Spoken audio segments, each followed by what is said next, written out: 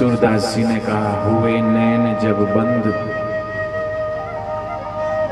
तब मिला वो आनंद, आया नजर नजारा घनश्याम का, नजदीक और दूर कहीं हाजिर हजूर,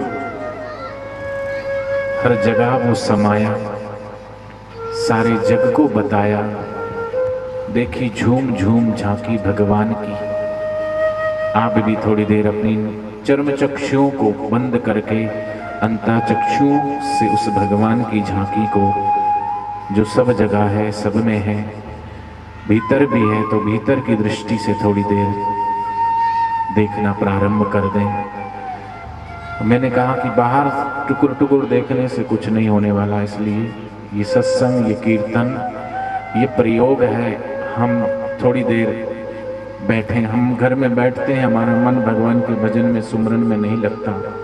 मंदिर में जाके हम पुष्प चढ़ा देते, भगवान को जल चढ़ा देते, आ जाते हैं, ठीक है, लेकिन वास्तव में हम अपने ऊपर कृपा करें।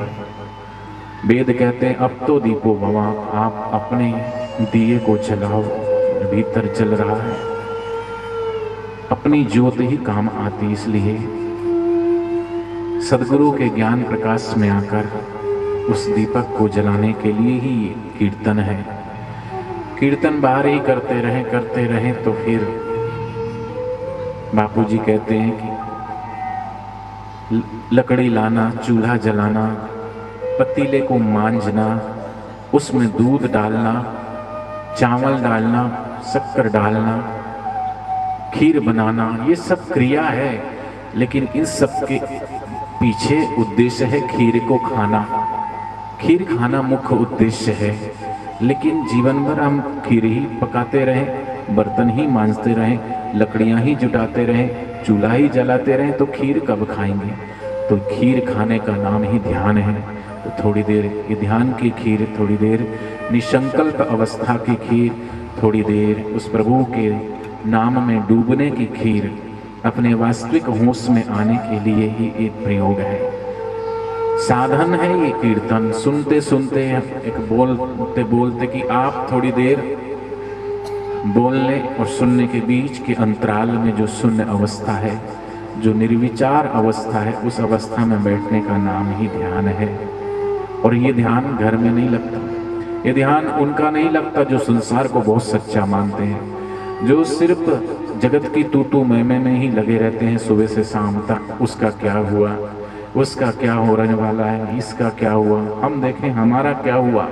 हमारे भीतर जो इंद्रियां के घोड़े दौड़ रहे हैं, उनकी लगाम, ये मन की लगाम को अगर हम थोड़ा भगवान और सदगुरु के हाथ में सौंप दें, तो विषय रूपी घोड़े हमें जो भगा रहे हैं, इंद्रियों रूपी घोड़े, मन रूपी, वो शांत हो जाए। जैसे दिन में लेते देते हैं दुकानदार, शाम को दुकान बढ़ा के घर आ जाते हैं, ऐसे ही सुबह शाम बैठ कर के, क्योंकि ना जाने जीवन की कौन सी श्वास हमारी आखिरी हो जाए, ना जाने हमारा जीवन में कौन सा शब्द आखिरी हो जाए, ना जाने जीवन का कौन सा कदम आखिरी हो जाए। इसलिए श्वास श्वास में नाम सिमर, वृथा जन्म मत खोए। इसलिए हमारे शास्त्रों में कहा कि सुबह उठो तो सबसे पहले उस भगवान का ध्यान करो, धन्यवाद करो उस ईश्वर का, धन्यवाद करो उस प्रभु का। हे प्रभु, तेरी करुणा है, तेरी कृपा है, तेरी ही अनुकंपा है, तभी आज मेरी ये आंखें खुली, तेरी ही करुणा कृपा है, तभी मेरी ये श्वास चल रही है, तेरी ही अनुकंपा है, तभी मेरी ये जिह्वा बोल रही है, तेरी ही अनुकंपा है, तभी मेरे ये कदम चल रहे हैं, मेरे हाथ पैर सब चलाने वाली तेरी ही सत्ता है। और दिन में भी किसी से मिल हाथ, किसी का मुंह देखें उससे पहले अपने हाथों में ही हम कराग्रे बसते लक्ष्मी, करमध्य सरस्वती, करमूले तू गोविंद, प्रभाते कर दर्शनम, भगवान का दर्शन करें गोविंद का। दिन में तो लोग रात को घर की झाड़ू बुहारी करके दिन भर का जो कचरा, रात का कचरा घर से बाहर फेंकते हैं, सफाई करते हैं, लेकिन बहुत से ऐसे लोग हैं जो दिन भर और रात भर का कचरा सुबह सुबह अपने मन और मस्तिष्क में भर लेते हैं। टीवी चला लेंगे, समाचार देखेंगे, अखबार पढ़ेंगे, चाय पिएंगे, नहीं, नहा धो करके बैठे सुबह भगवान के ध्यान में थोड़ी देर, उस समय भगवान की करुणा, गुरु की करुणा और कृपा बरसती है, इसलिए थोड़ी देर कुछ ना करें।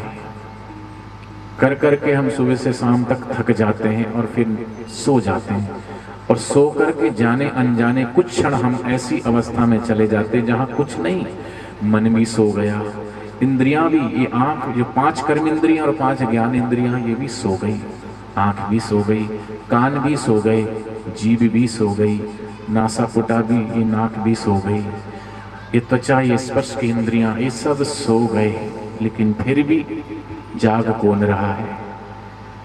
सब सो गए, फिर भी कोई है जो जाग रहा है, श्वास चल रहे हैं, उसमें जागने का नाम ही ध्यान है।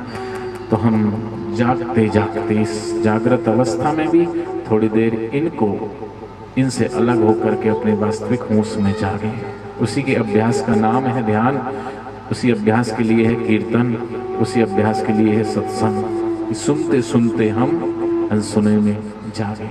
इसलिए भक्त कहता है, कहाँ जाके सुनूं अनहद, ये जगत की तू में बाहर के साज बाजों से हुए हैं कान बहरे, कहाँ जाके सुनूं अनहद। अनहद सुनो बड़ भागिया, नानक जी ने कहा, तुम सब इच्छाओं और सब मनोकामनाओं को पूर्ण करना चाहते हो तो अनहद को सुनो, और वो अनहद है भीतर, हमें अपने भीतर ही सुनाई पड़ेगी, बाहर से नहीं, इन कानों से नहीं, इसलिए भीतर से सुने।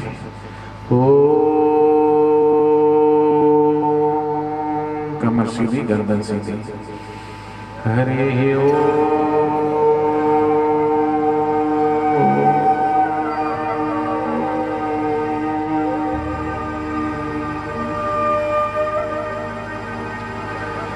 हरि ओम।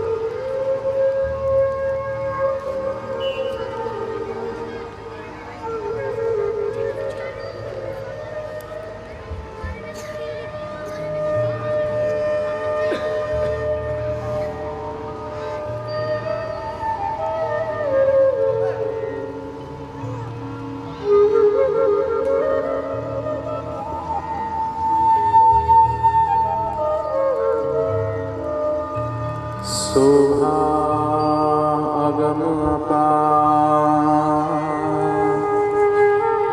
कोटि भानु शशिरोमैक,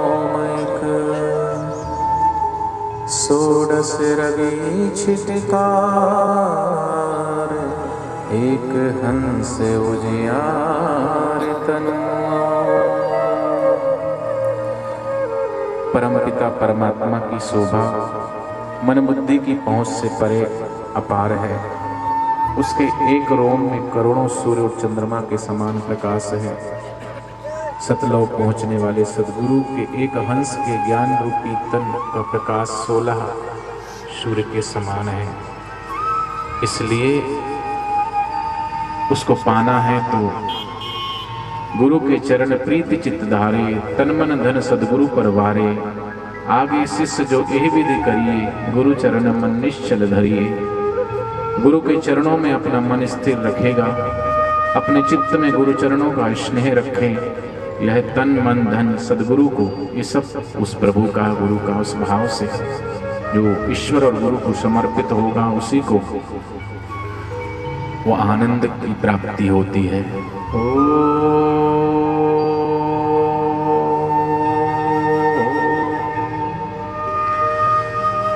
हरि ओम।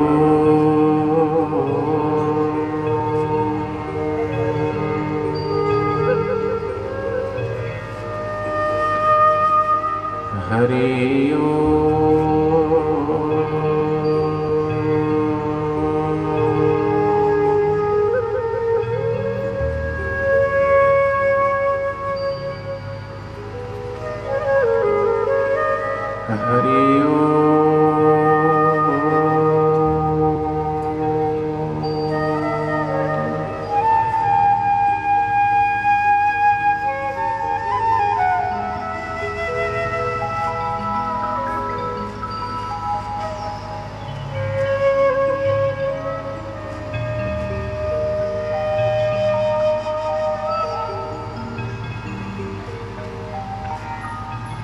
का नाद, भीतर की ध्वनि